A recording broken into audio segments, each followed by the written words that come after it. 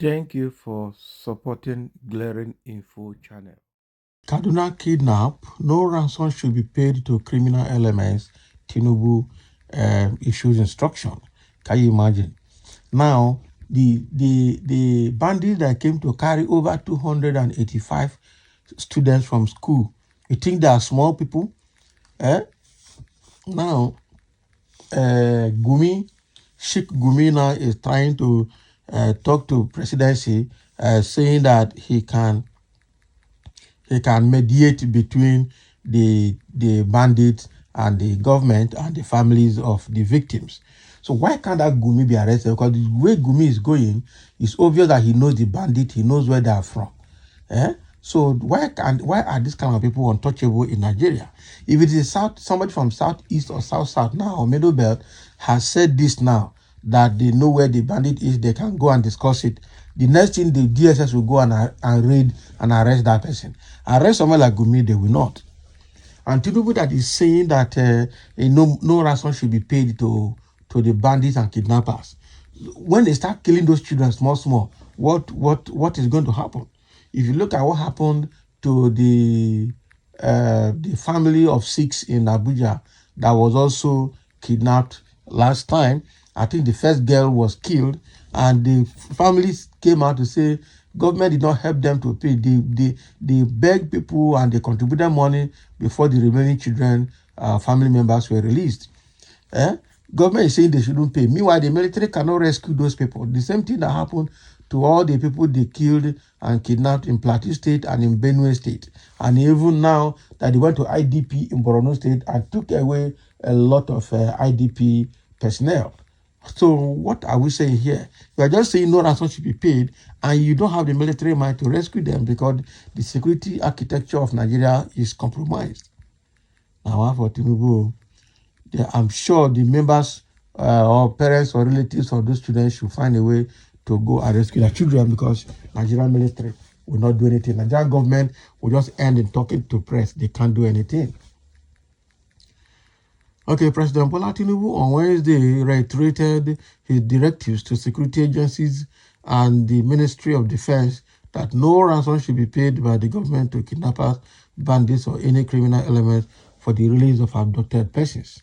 So the Minister of Information and National Orientation disclosed this while briefing State House correspondent at the end of the Federal Executive Council meeting, presided over by the President at the Council Chamber Presidential Villa at Abuja. So this is coming on the heels of the reported cases of kidnapped children in Kaduna State who are still held in captivity by their abductors and are demanding billions of naira for their release. They're not demanding billions, so they said they need 40 trillion, which is even more than Nigerian budget. What are you talking about? The kidnappers are demanding 40 trillion naira and nothing. The government is saying nobody should pay. They demanded 40 trillion, demanded 20 helices, demanded over 100 motorcycles, and I'm sure they just demanded for all these things. They want to use it to reinforce and continue attacking. Do we have a government that can handle it? I doubt. And then the president went on to say in a council today, Mr.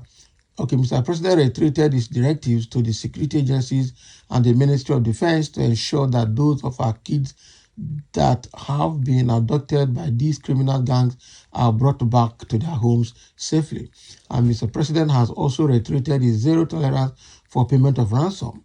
That was also mentioned by Mr. President at the council today. So the security agencies are working around the clock to see how they can be released.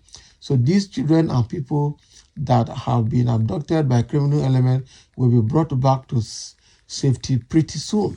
The security agencies are working hard in that direction, and Mr. President has also directed that no ransom will be paid by government to any of these criminal elements. It is important that it is put out there. So while fielding questions on the increasing wave of kidnapping in the country, the minister said you are also asking about the apparent surge in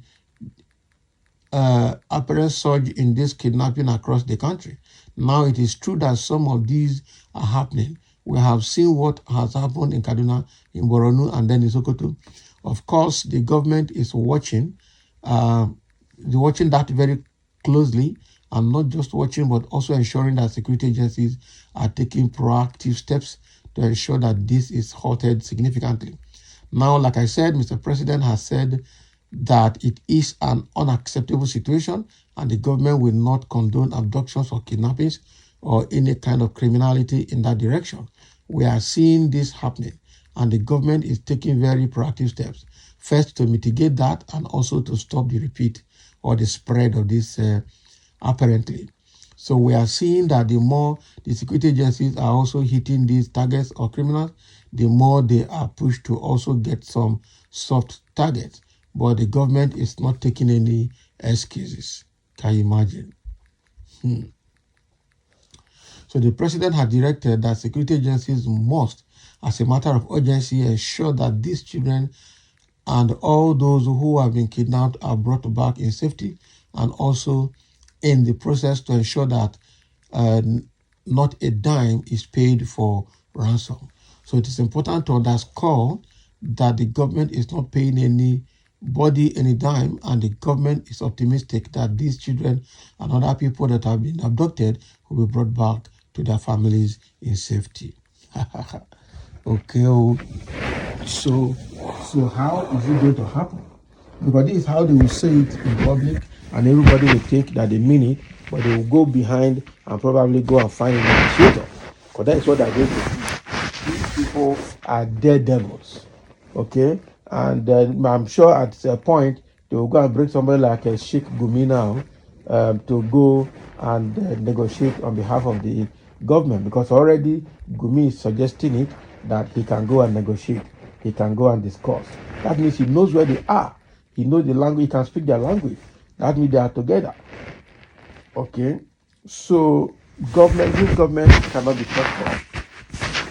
And I'm sure nobody will want to trust this government at all, because they will say one thing, they will do another thing. The people, the children are there now in trauma. Their parents are also agitated in trauma back at home. And the government is telling us that nobody should pay and they are going to bring them back.